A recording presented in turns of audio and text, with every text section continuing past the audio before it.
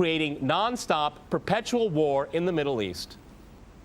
Well, I'm going to make this interesting and disagree with everyone. Okay. I do not accept the premise, which probably isn't too much of a surprise, but nonetheless, I reject the premise that the whole point of the so-called war on terror or investing in the Mujahideen was to somehow fight terrorism or to make a better world. I would argue that if you really want to know what's happening with Middle Eastern policy, then you must read Oded Yanan's A Strategy for Israel in the 1980s. Now, in that document, which is pretty much being played out to a T right now and has been for many years, there were serious objectives for Israel. And Israel's main objectives were to expand and grow in line with the Greater Israel Project. And in order for it to do that, there would need to be an excuse to justify the expansion of Israel, and in order to do that, we would have to sow the seeds of sectarian hatred and violence in the region. The number one target of this plan was Iraq. We've achieved that. That's not a failure. That's actually a success. Iraq is a failed state largely. It is an absolute basket case. Sectarian hatred is absolutely insane. We see the beheadings and all of this madness, and we think it's a disaster. No, it's not at all. In fact, it's all part of the plan to break up Iraq into 3 different states.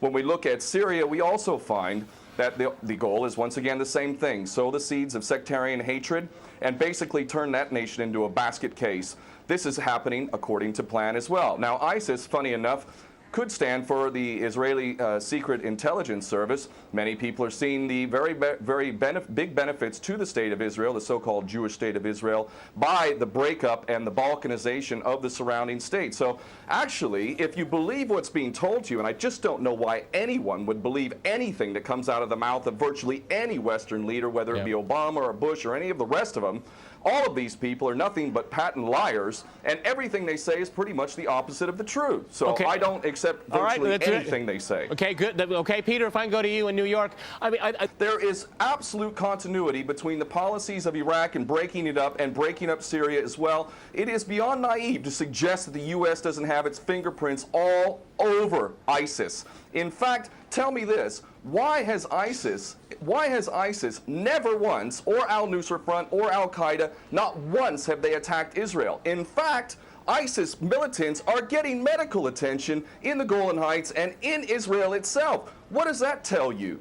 There is absolute continuity, but the actual policy, just like the Project for a New American Century laid out very clearly, that a, quote, new Pearl Harbor would be necessary to achieve this goal of full spectrum dominance. You could never tell the American people, or the world for that matter, we're going to fight wars of aggression where we're going to have to invade and occupy, we're going to have to spend hundreds of billions, if not trillions of dollars to achieve the goal of full spectrum dominance, which is to control, absolute control over air, land, sea, and space and cyberspace. The American people never would have bought it, so you can't tell them that. You have to tell them a bunch of lies, and we see this over and over again. What you have to do, Ken, if I can go, it would actually be a question that there must always be a boogeyman. In fact, you're sitting in Russia now. For 50 years plus, we were fighting this Cold War that really was an absolute charade to begin with. There never really was a threat of a Soviet invasion. And for decades, we spent insane amounts of money developing nuclear weapons to the point of really completely, totally collective insanity. And here we sit today in a world that threatens a third world war with a policy that is clearly intended to totally destroy Syria. Let's see what happens.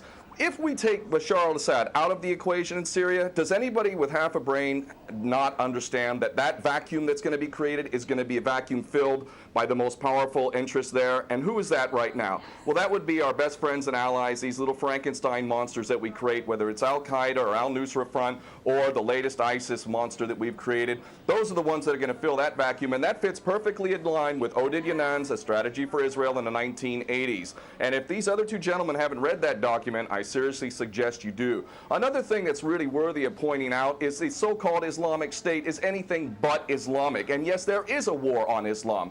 Islam is very understood by many Muslims around the world to be absolutely 100% forbidden for you to forcibly convert somebody to Islam or kill them.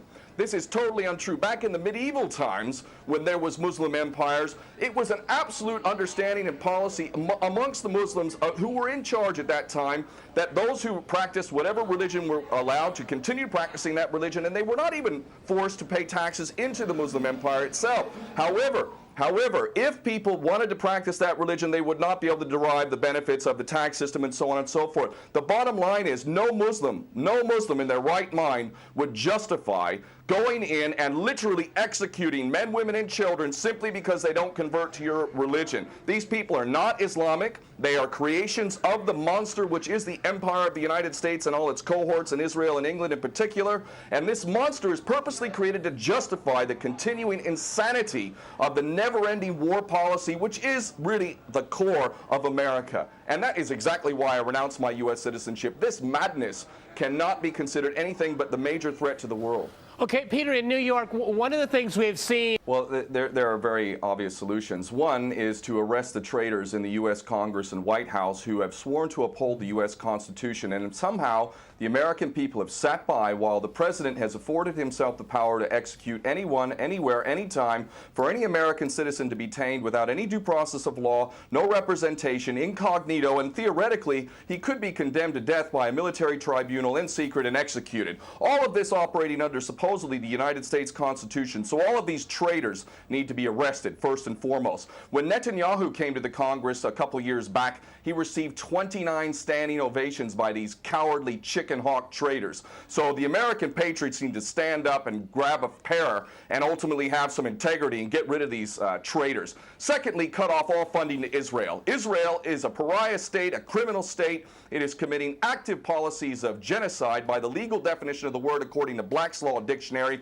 That country needs to be cut off right now. All of their attention needs to turn inward. Stop your little empire endeavors and full spectrum dominance and all of this sort of madness. Start taking care of your infrastructure back home. Start taking care of the American citizens who have worked their whole lives and now find themselves wondering how they're going to keep a roof over their head. All of that is very obvious and very sensible. Or America can continue to decline into an absolute total pariah state, hated and resented around the world, and maybe bring the whole world into World War III. I would prefer that we do the former instead of the latter, but ultimately we need some serious change in government, and that means getting rid of these